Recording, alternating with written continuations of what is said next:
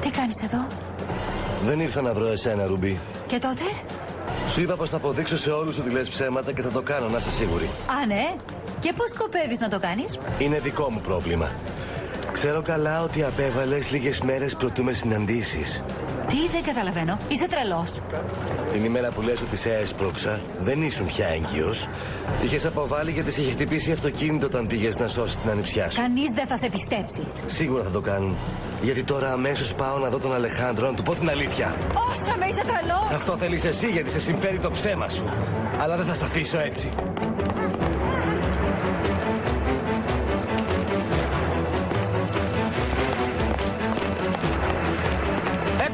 Έκτορ, τι κάνεις? Έκτορ, σταμάτα! Έκτορ, περίμενε! Έκτορ!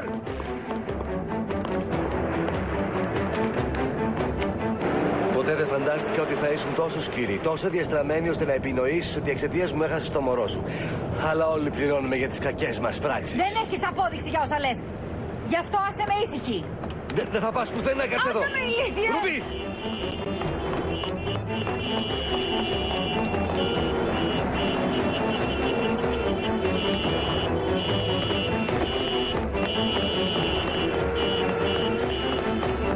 Σταμάτα!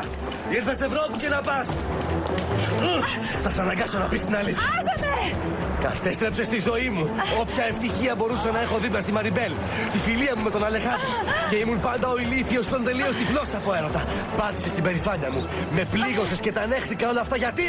Για να έχω την αγάπη σου. Μόνο γι' αυτό τα έκανα όλα. Γιατί νομίζεις πως σε διάλεξα? Γιατί ήξερα καλά από την αρχή πως θα έκανες ό,τι εγώ ήθελα. Γιατί είσαι απλά ένας ηλίθιος που έχει λεφτά.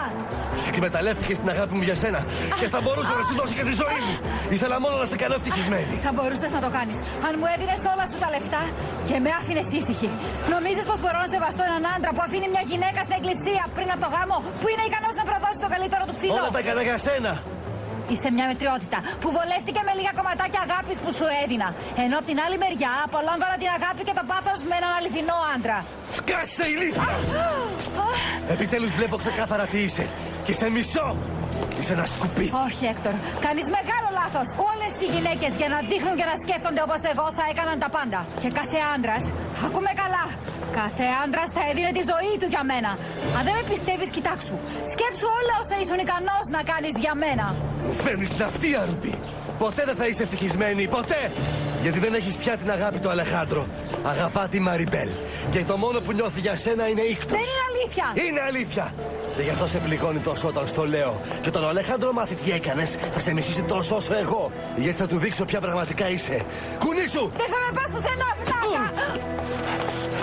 Θα σε κάνω να μετανιώσεις για όσα κακά έχεις κάνει. Δεν μετανιώνω για τίποτα και μπορώ να το ξανακάνω. Όχι μόνο μαζί σου, αλλά και με άλλους. Δεν βλέπεις ότι διασκεδάζω όταν οι άνθρωποι κάνουν οτιδήποτε θέλω εγώ? Ό,τι και να λες, κανείς δεν θα σε πιστέψει. Θα δείξω σε όλους ποια είσαι, θα σε ξεσκεπάσω. Και ο πρώτος που θα πάμε να δούμε είναι ο Αλεχάνδρος, ώστε επιτέλους να δει ποια είσαι πραγματικά.